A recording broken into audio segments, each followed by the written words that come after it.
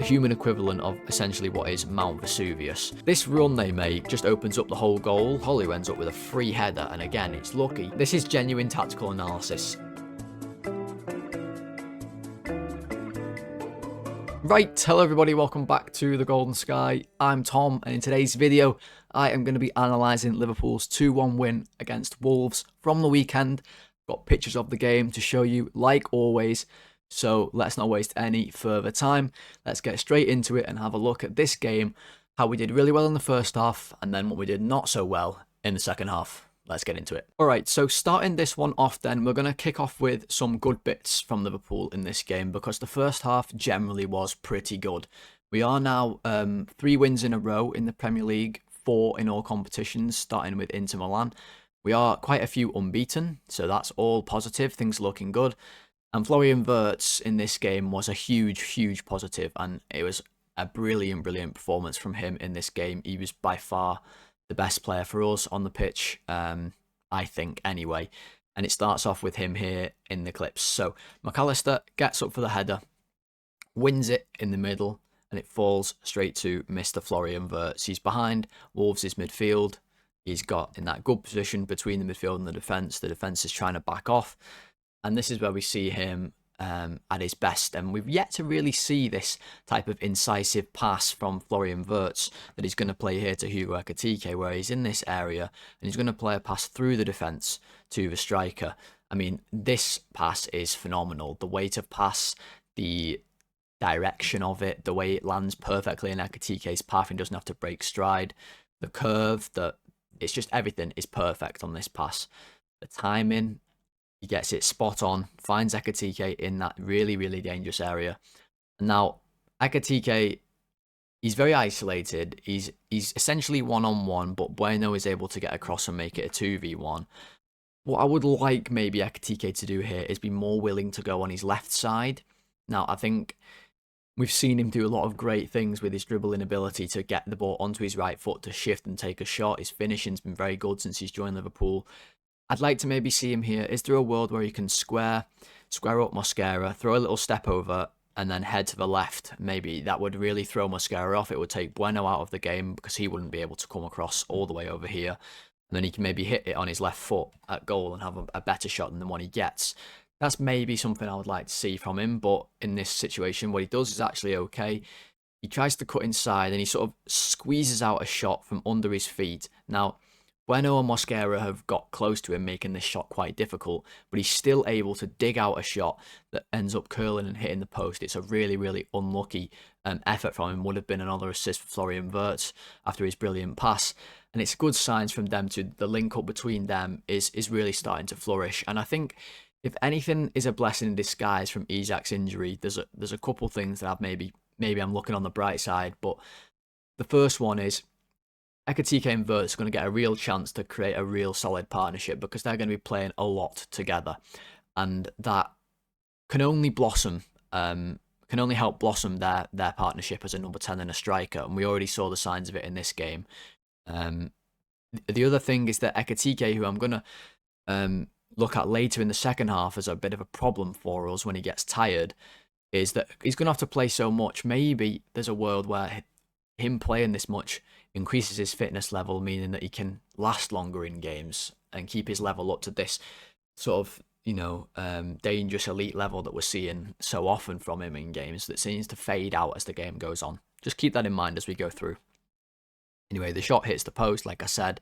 We'll move on to the next one. So this is Liverpool in build-up. Now, we were quite good in this first half. We weren't scintillating, but we were pretty good. Wolves had all their players behind the ball, as you see in here. They were very much regimented in the back 5 with the 4 midfielders in front, and then Tolu in front of those as the lone striker. And they're obviously smart to do this, given that they've only got 2 points. That they'd be foolish to come out of Liverpool, and it was our job to break them down. Now, the way that we did this is a little bit different to how we've been doing it in games prior, especially when we've been using a diamond. So we didn't use a diamond in this game. We went back to the 4-3-3, which we used a lot at the start of the season. And Curtis Jones is the player I want you to focus on. So Look at his position. He's level with Ekitike. He's the furthest man forward alongside Ekitike and maybe Chiesa and McAllister as well. On that last line of the defence, trying to occupy spaces in between defenders. So he's in between a wing back and a centre back here. What we've seen when we've been playing a diamond against maybe slightly better teams than Wolves is Jones would be here to form a back three with Van Dijk and Konate to help build up. I don't think it's a coincidence that in this game he wasn't as effective, and I actually thought he was a little bit poor at times in this game because he's not deep, and his strengths I think lie when he's facing the opposition's defence rather than when he's trying to receive the ball with his back to goal. I think that's not really where the strengths of his game lie. But how do we try and build up without him? Well, we obviously weren't that threatened by Wolves' counter-attack, which is why we went with this two-man setup as well. We thought Van Dijk and Konate would have enough in their passing range to build up with us, and it worked okay at start. So Kerkez comes nice and narrow. We see this quite a lot from Kerkez. He takes up this position where he's actually inside of the fullback or the wingback in this case, and the winger holds the width on the left side. Whereas on the right, you see Frimpong is holding the width. We saw this against Spurs in the second half, where Frimpong held the width when he came on as a substitute when they only had 10 men, and it stretched Spurs apart, and that's what we see here as well, trying to stretch apart that really low block from Wolves. So Van Dijk is going to find Florian Wirtz on the left wing, who's holding the width, like I said, and then Kerkez is going to make the run that he makes all the time when he's in this underlapping position, and Wirtz and Kerkez have got a nice little partnership going. Like I said in the ratings, it's much better than the one Gakpo and Kerkez have going. Kerkez makes this run. Wirtz a lot of the time will find him, will feed him with this pass. On this occasion, he decides not to.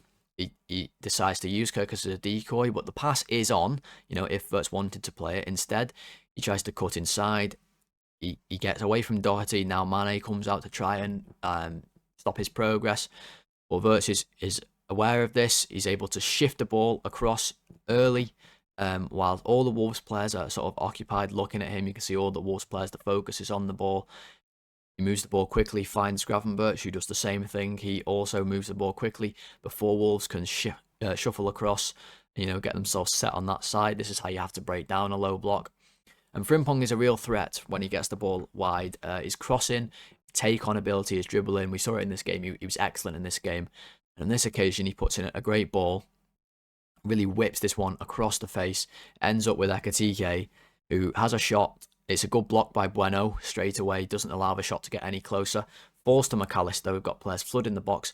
McAllister has a great shot, which Jose Sarr tips onto the post. Might have been offside because of Chiesa's position in this one. But yeah, really good signs from Liverpool. Good play from Frimpong.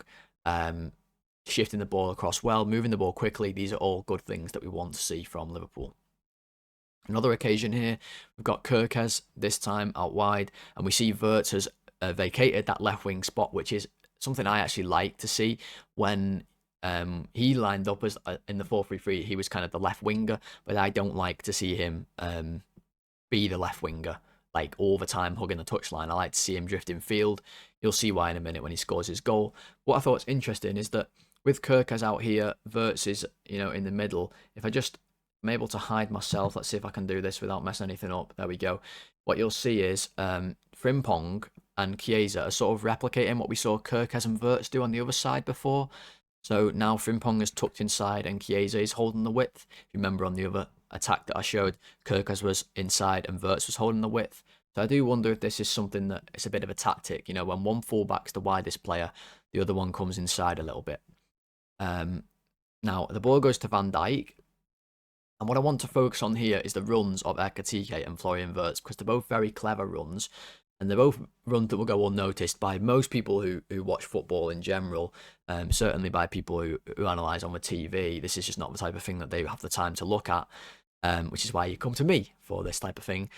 This run they make just opens up the whole goal. You'll see, so Van Dijk's opened up his body. We know he's got this pass in his locker. He does it all the time. We often see it spray it out here to Salah when he's playing. But they just make this run. And all it does is it just forces the defenders to stay honest. They're quite high. They're on the edge of the box. We want to push them back. That's what this is all about. Trying to break them down, push them back, push them back, push them back. They make this run. They have to honour the runs because Van Dijk has the passing range to drop this ball over the top. you'll see they make the runs, and look at Wolves' position now. They're now 5 or 6 yards inside the penalty area because of Ekitike and Wirtz's run. Now, they don't get the ball. It comes out to Chiesa. But look at the time now that he has on the ball. Wolves' defence pushed out. Bueno isn't able to come out here to close him down. He wants the winger to go and look after him, and he's going to look after Frimpong. But as the winger goes out there, Frimpong's dropped off. We see Wolves are desperately trying to get back to the edge of the box. This was clearly Wolves' tactic. Defend the edge of the box, defend the edge of the box. But Frimpong in this situation is a game breaker because he is so fast. He is grease lightning. He is honestly such a weapon with his pace, because from a standing start, he unlocks this whole passage of play with this burst of speed, really. I mean, he leaves João Gomez clutching at straws. He doesn't know what's happened. He's just gone round him like a whirlwind, honestly. Just flew past him. And now he squares up Bueno. Now, Bueno can see him. He's got 5 yards to, work with before Frimpong's going to arrive at him. But Frimpong just blitzes round him. Honestly, like the car from Back to the Future movies. He just flies past, time travels a little bit. And he ends up in this position where he's now going to make a decision. He's got to cross the ball. Bueno's there trying to block it and might block it if Frimpong goes across the face. And if he doesn't, then it looks like it's going to get cut out. Bueno's got a good position on Ekitike. Doubt it's going to come through to Kirkes. The goalkeeper might cut it out. But what Frimpong does is finds a really, really smart delivery into the box. He manages to wrap his foot all the way around the ball and sort of kick it back where it came from. And he knows, he's clever. He knows that the space is going to be on this edge of the box sort of area as Wolves all flood back towards their own goal. That's exactly where the ball goes. It's a brilliant cutback. Sure enough, there's Ryan Gravenberch waiting to pick up the ball, and with a smart finish, put the ball in the corner, and we go 1-0 up. And it was all looking good from that point on, and even got better. 90 seconds later, Wolves are trying to play in the middle. We get a good press on them. McAllister and Wirtz hassling João Gomez, win the ball, make the tackle. It comes to Kirkes. He can find Ekitike, who's peeling off onto this wide left position. And this from Ekitike is just magic. And this is why he is an absolute superstar in the making. He really, really is. And he's already top draw. I mean, Andre comes over. He thinks I've got him here. He's not. He's got his back to me. I can see this tackle. I've got him. Ekitike just knocks the ball here and runs around him. Like I've said in previous videos, it surprised me so much how fast this guy is. I mean, Frimpong is the fastest in the team, no doubt about it. But Ekitike is rapid, guys. He really is. And he just goes full Usain Bolt, leaves Andre for dead, picks up the ball, and now this is where I've called for him to have the composure and the improvement in his game to use the ball correctly in these situations. We've seen him do it right a couple of times. We've seen him do it wrong a couple of times. What he likes to do is dribble, and then he takes a shot from around this area. He likes to do that. It's not always a bad decision. He's good at shooting. He's scored goals from that area. But in this occasion, he does the right thing. He just carries the ball forward. He's waiting for the right moment to open up. They have to press him. The moment opens up. It's an easy pass in the end to Wirtz, who's in the middle. Build the lane really well. Good run from Wirtz. Ekitike finds him.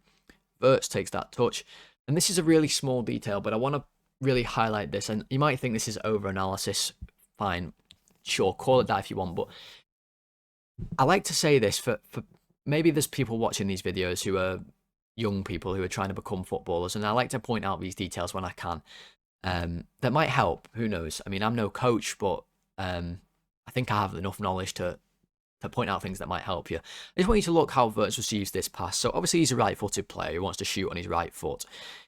This pass, if he takes this ball on his left foot here, if he takes this ball on his left foot and ends up in this channel, he might cut this player out of the game, Bueno, but he might allow Krejci to sort of run towards his body and maybe get a nudge on him, maybe get a shoulder in, and he's on his left foot, he's got to shoot a cross goal. It's a difficult finish, more difficult than the one that he does by letting the ball roll all the way across him, taking the ball on his back foot, which is his right foot, the strong foot. And it's important as well, the first touch he gets here just moves the ball out of his feet enough so that he doesn't have to break his stride, doesn't have to slow down, and again allow Krejci to sort of give him a nudge, knock him off balance.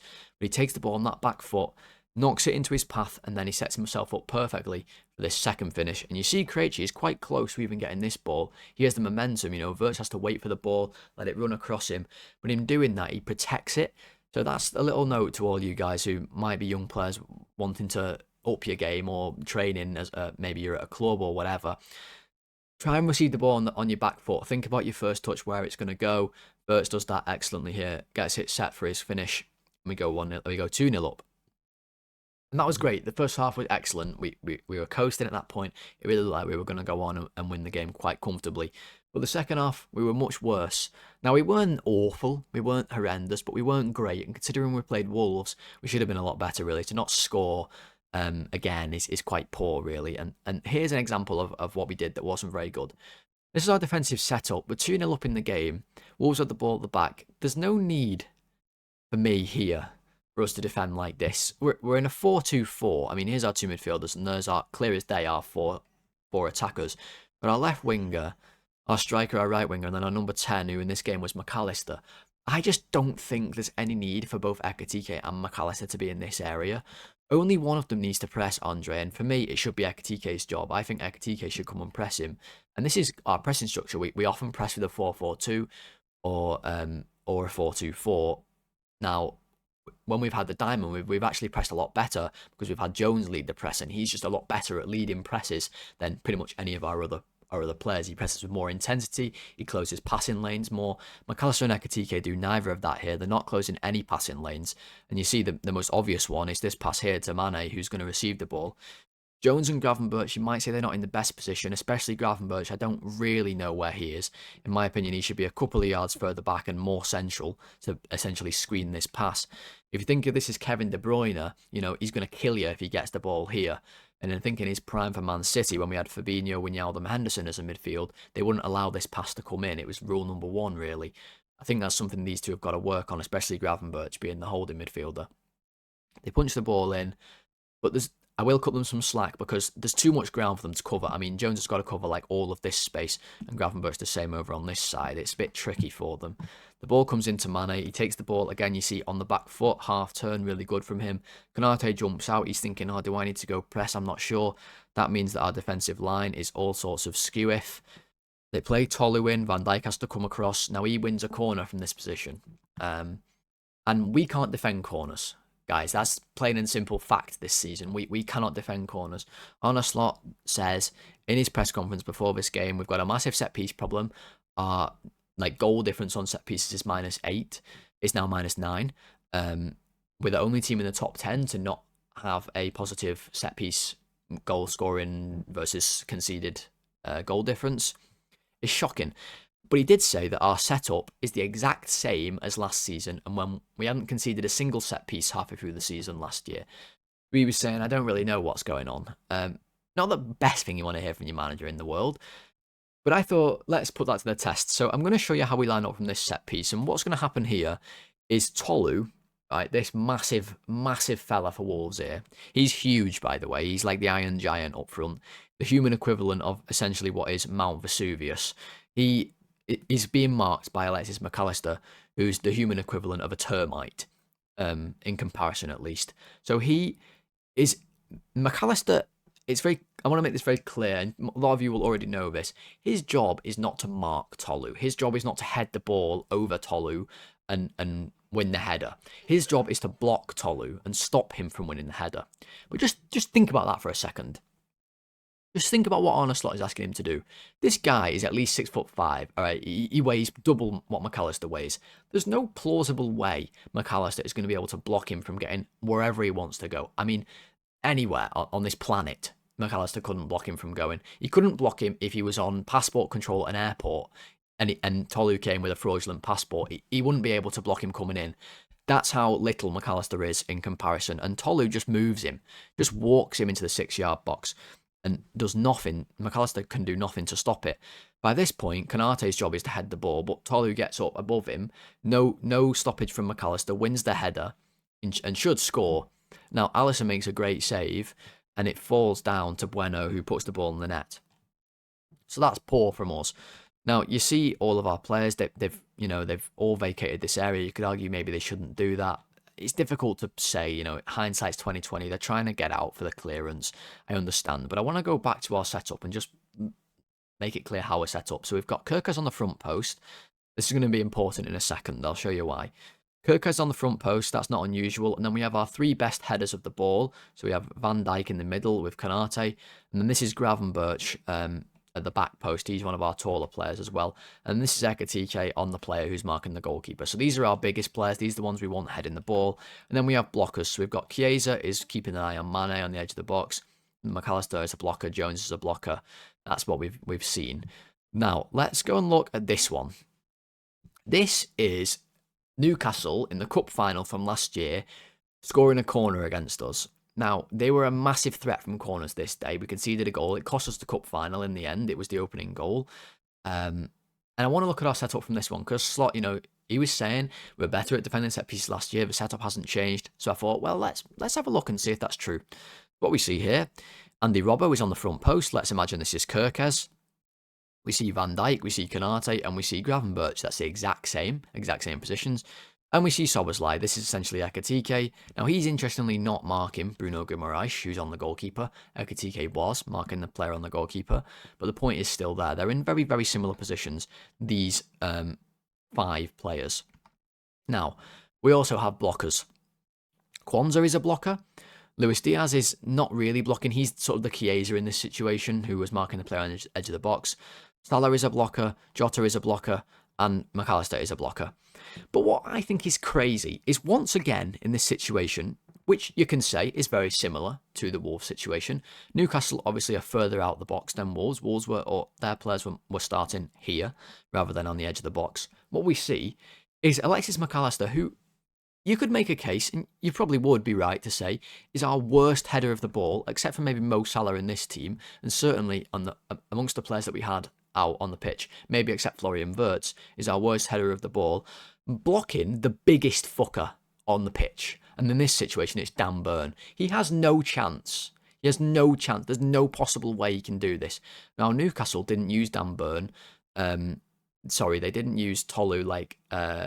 he won the header and missed. Dan Burn's going to win this header and score. And they used him as a header from sort of a far distance. The idea was just to get a header on goal. Maybe there'd be a knockdown. On this occasion, he gets the chance to shoot. The ball comes over. You see, McAllister just has no chance. He doesn't block him at all.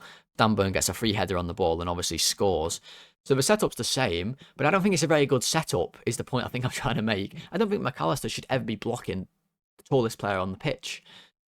It's fine to maybe make him block someone else. Maybe if he was blocking Harvey Barnes, that might be better, because Harvey Barnes makes no movement towards the ball. Maybe there's got to be someone else. Or maybe our setup needs changing, because we've conceded 12 set pieces in the league this season. And we conceded one here, very, very similar last season. Now, back to the Wolves game. We see more here in the second half of good work, and it's all going to come from Florian Wirtz. So I want to just show you this passage of play. So Jones has the ball. We see again, he's not in the back three. He's building up much further forward, but no pressure on the ball, so he's fine to do this here. Plays the ball out wide to Wirtz, who wants to get the tempo moving quickly. This is something he's always in control of, the tempo of a game. He wants to play this ball first time to Milos Kerkez. The only problem is Milos Kerkez has stopped looking at Florian Wirtz. He just thinks this ball is not coming to him and he stops looking. You see, he's looking over here. Don't know what he's looking at. Maybe he's seen someone in the crowd with a bowl of goulash that he wants to get his hands on. He stops looking and we end up losing the ball. Now, what I love from Wirtz is the reaction. So they play this pass in here and Wirtz is immediately alive, nips in, wins the ball back. Brilliant from him. Comes away with the ball, we retain possession, gives it back to Curtis Jones, and now he's not finished, makes another movement, just drops off the defender a little bit. They can't really come out because the idea is for them to stay deep and defend, so Jones can find him. Now, what does he do here? Well, now he's looking for another pass to link up. He takes the ball forward, draws a defender. Now he's looking for Hugo Ekitike. Plays this pass inside. Ekitike lets it run brilliantly. It falls to Curtis Jones. He has a shot, and the goalkeeper has to make a smart save. And we almost score. It's almost another Wirtz assist. It's all good work from him. And it continued. You see here, he's in this sort of left. People like to call it a half space. It's like this sort of area. Not quite on the wing. Not quite in the centre. It's a half space is what it's referred to if you don't know that already. Now you do. So here he is on the ball. Plays a little 1-2 with Kerkez. Gives it back to Kerkez again. Kerkez gets the ball. Wirtz moves around again. Makes another run. The ball gets passed around. Wirtz again alert. Makes another run. Underlapping. We've seen this in the first half. This was Wirtz on the ball. Kerkez underlapping. This time it's the other way around. Kerkez finds him. He's now one-on-one with the defender. And we've seen this earlier in the season and he struggled a little bit with his dribbling. In the Premier League, he was struggling with his numbers dribbling wise, not being able to take it round players, getting nudged off the ball, that kind of thing. Now we're seeing him just rinse players for free. He did it multiple times in this game. Mosquera comes out to meet him. Wirtz, again, with a little step over onto his left foot, just sells him anything. I mean, literally anything. He could have sold this fella because he was gone. Breezes past him, gets right to the byline, really, really dangerous area. I mean, look how many defenders he's brought towards him. It's amazing, really. And now it's like, what's your final end product going to be? What can you do with this ball? This pass is not going to get through to McAllister. Very unlikely. He's got no possible way to get it to Ekitike. So what does he do? He finds a brilliant cutback. It really is a good ball. Straight to Gravenberch, who's in a great position to get his second of the game. Very similar type of goal. But Mane does enough to just nudge him, just put him off balance. You see he's leaning right back when he shoots. And that's the reason why the ball flies harmlessly over the bar for Wolves. And we almost scored a third from more great work from Wirtz. But now we're going to look at some more bad stuff from Liverpool again. So this is where we see Ekitike. And you can tell he's getting really tired. A telltale sign is his socks. I'm going to point... This is genuine tactical analysis, right? When Ekitike's socks go down by his ankles, that's like him saying to the bench, I've got nothing left in the tank, guys. It's like if a boxer spout his gum shield, he's saying, I've got nothing left. I can't go anymore.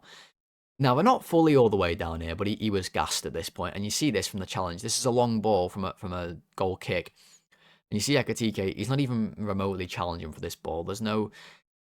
It's easy for Mosquera, he just nudges him out of the way. There's no real challenge, no strength. Compare this to the first half when he's buzzing around, taking players on. He just gets tired.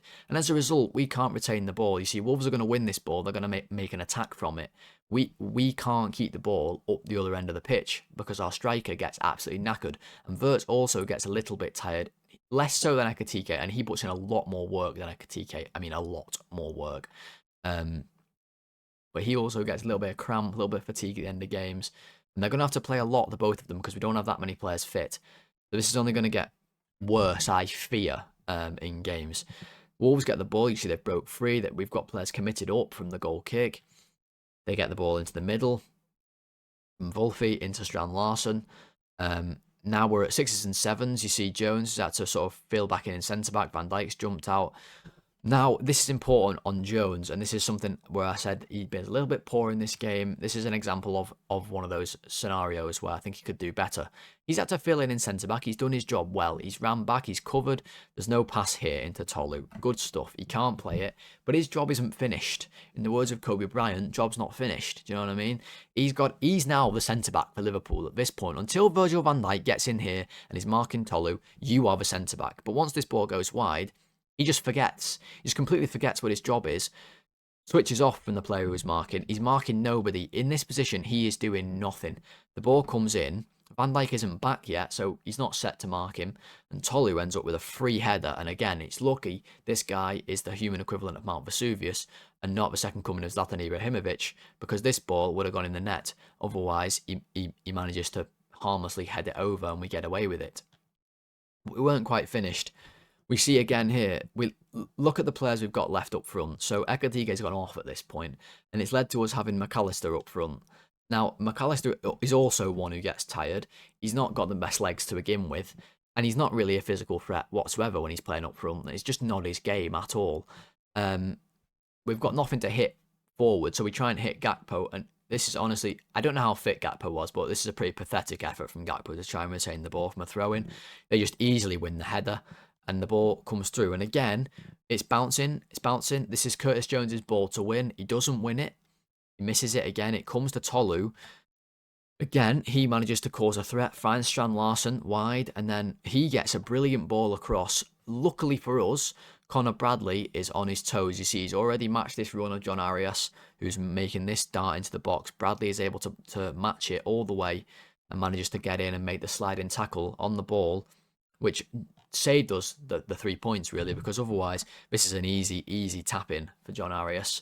If Bradley's not there to make the tackle, it's brilliant from Bradley, poor from us, because we can't keep the ball when it goes forward, because our players get too tired. We have to take them off, and the ones we bring on aren't doing enough to win the ball because we keep putting McAllister up front at the end of games. It's never going to be able to stick up there, guys, and that is why in the second half of games we are so much worse, especially the last 20 minutes. Alright guys, that is going to do it for today's video. I really do hope that you did enjoy. The game didn't have loads and loads of action in it, but I hope that you enjoyed looking at the bits that we did look at. And if you did, please do click that like button. We're trying to get to 30 likes on these videos these days, so click that like button, help me get to that 30 like target. And also, please do click subscribe if you are new to the channel. We're trying to get to 500 subscribers, so if you are new around here and you enjoyed the video, click subscribe. We do this for every Liverpool game, so if you want to see more of it, click subscribe, stick around for more.